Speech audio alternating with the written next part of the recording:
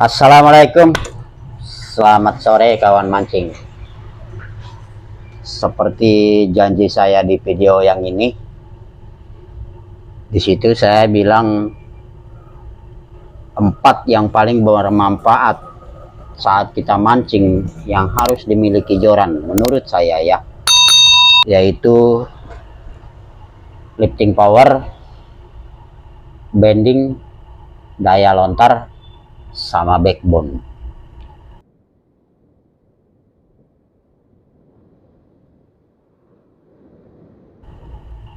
Tapi sebelum kita masuk ke fungsinya dulu, kita bahas dulu apa itu lifting power. Lifting power itu ialah kemampuan si joran untuk menahan manuver ikan. Kemampuan si joran menahan manuver ikan. Artinya apa? Waktu ikan bermanuver atau mau berontak, kita cukup tahan jorannya aja. Jadi lifting powernya si joran itu yang akan menguras tenaga ikan, dan dia akan memaksa ikan itu terus bergerak sampai tenaganya benar habis gitu loh. Sementara kita hanya diam saja. Itulah yang disebut dengan lifting power. Nah, lalu daya lontar itu apa? Daya lontar itu adalah fleksibel joran waktu kita ayun. Jadi kalau kita mau casting atau dasaran kan kita lempar tuh sekuat tenaga. Kalau daya lontar joran itu bagus bro, kalian lempar itu nggak perlu jorannya sampai bunyi-bunyi. Saya sering lihat di danau orang jorannya 4 meter, dia pakai timah J2, reelnya ukuran 5000, benang 030, dia lempar sampai bunyi, shit. Tapi jaraknya nggak jauh, dekat aja, malah di perhitungan saya itu nggak nyampe 50 meter. Oke lah, katakan dia nyampe 50 meter. Itu kenapa? Daya lontarnya kecil. Daya lontar itu berasalnya dari mana? Elastisnya si joran bro. Jadi ibarat kata karet lah. Elastisnya blank itu, keseimbangannya itu semuanya menyeluruh dari ujung sampai ke pangkal. Daya lontarnya bagus. Jadi sama aja, artinya begini. Kita lempar batu pakai tangan, diadu dengan orang lempar batu pakai selepetan, pakai karet bro.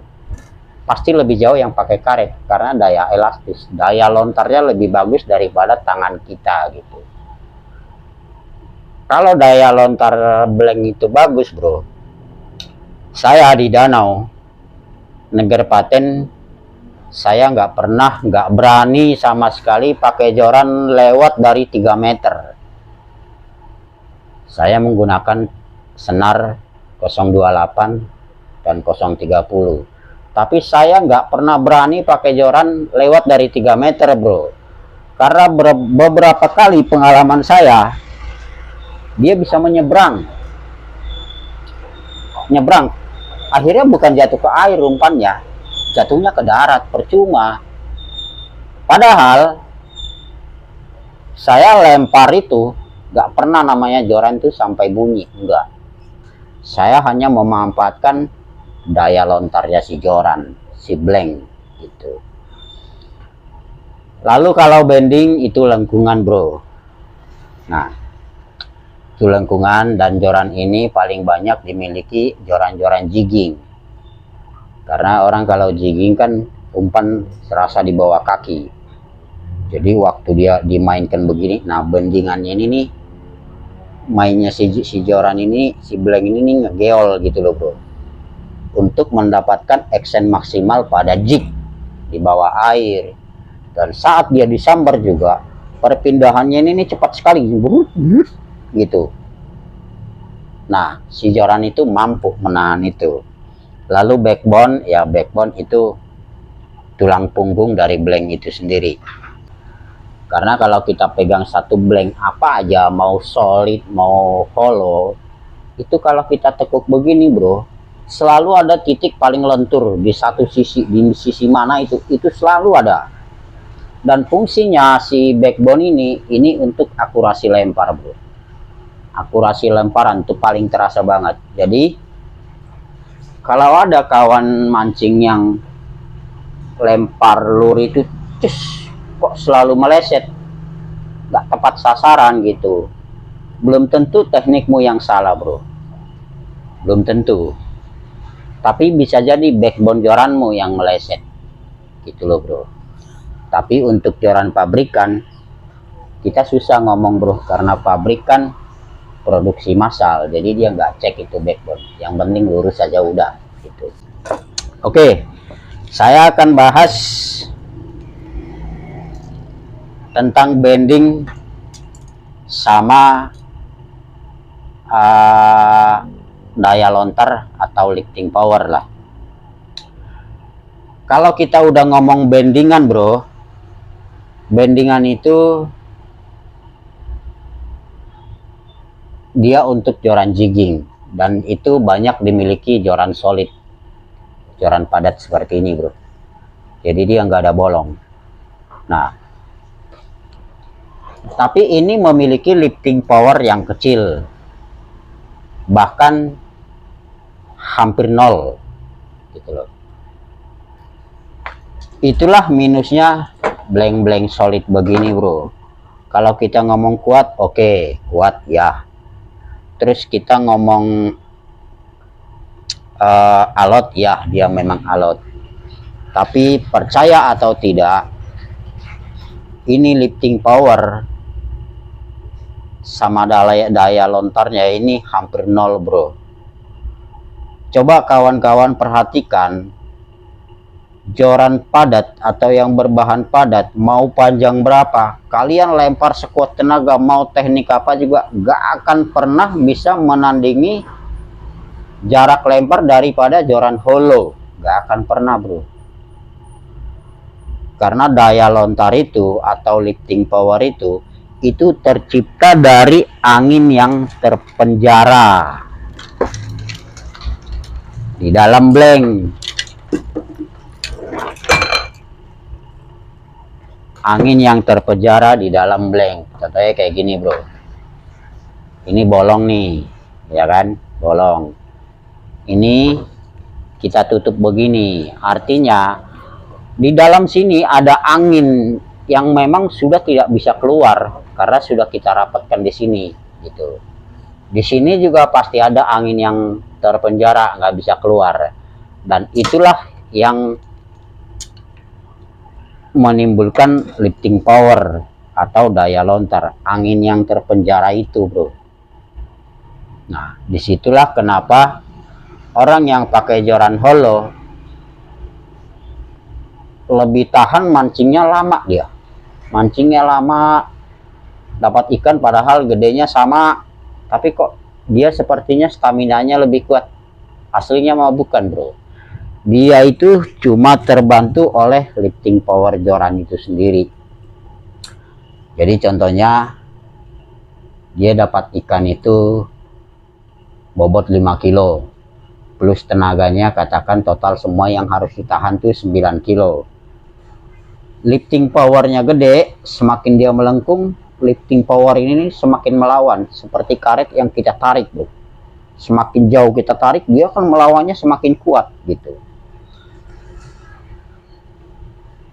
Bobot 9 kilo yang harus ditahan, manusianya itu cukup mengeluarkan beban 3 kilo atau 4 kilo aja. Sisanya urusan joran, urusan lifting power. Sementara kalau di solid, kalau bebannya itu 6 kilo, kalian keluarkan tenaga 6 kilo juga. Kalian harus mengeluarkan tenaga ekstra untuk mengangkat si ikan itu. Dan itulah kenapa kalian lebih gampang capek kalau pakai joran solid, karena lifting powernya nol. Tapi memang dia, kalian hajar dia melengkung tajam, ya alot dia nggak patah. Dan itulah sebabnya kenapa joran-joran mahal seperti Carpenter, Shimano Scorpion, Seven Seas, apalagi ya, ada Tenryu, ada Yamaga, Ripple Fisher, Sencroix. Itulah kenapa mereka ini tidak padat, dan itulah kenapa mereka ini lebih condong dipakainya buat casting atau popping, bro. Daya lontarnya bagus, lifting powernya bagus, dia ringan gitu. Dan itu juga yang menyebabkan kenapa untuk joran-joran popping atau casting solid tidak pernah dipakai, karena lifting power sama daya lontarnya hampir nol gitu loh, bro. Jadi kalau kawan-kawan yang berniat casting atau popping, saya nyaranin jangan cari karbon solid atau jangan cari blank solid, cari yang hollow, bro. Lalu ada lagi pertanyaan begini, lalu karbon hollow kenapa sama-sama karbon harganya beda-beda? Itu tergantung jenis karbon dan tingkat kekerasan karbonnya itu, bro. Karbon itu ada yang nano, lalu ada yang toray, dan tingkat kekerasannya juga beda-beda. Tingkat kekerasan ini itu si karbon ini kan tadinya kan dia kayak lembaran kertas aja itu, bro. Lalu dia dipres, digulung pakai mesin. Nah, yang dimaksud dengan 20T, 24T, 30T, 40T itu mesin presnya, bro, buat menekan dia itu tuh. Artinya semakin berat serat karbon itu semakin padat. Walaupun dia semakin tipis, dia akan semakin padat dan keras, dan itulah yang menyebabkan harga dia beda-beda. Semakin tipis semakin keras, menyimpan angin semakin banyak, dan itu akan menyebabkan lifting power dan daya lontar si joran itu sangat besar. Contohnya kayak Sencroix itu tipis banget, bro, tapi jangan tanya soal kualitasnya. Satu lagi yang familiar banget di kalangan pemancing Indonesia, Blank GT Zero, super ringan, tipisnya mungkin ya setipis kertas buku tulis, tapi lihat alotnya, lihat lifting powernya, itu bagus banget, bro. Bagus banget. Oke, cukup sampai di sini dulu pembahasannya, bro. Kalau ada yang kurang jelas, kalian boleh tulis di komentar, bro, bertanya-tanya, nggak apa-apa. Saya akan jawab sepanjang pengetahuan saya. Kalau yang saya tidak tahu, mungkin ada kawan-kawan lain, road boulder lain, yang mungkin berkenan mau menjelaskan pada kita semuanya, gitu. Tapi sepanjang yang saya tahu, saya akan jawab semuanya, tentang apapun itu, gitu loh, bro. Oke, akhir kata, selamat menjalankan ibadah puasa, bro. Tetap semangat, jangan loyo. Walau nggak makan, nggak minum seharian, semangat harus berkobar, bro. Assalamualaikum, salam kebajikan.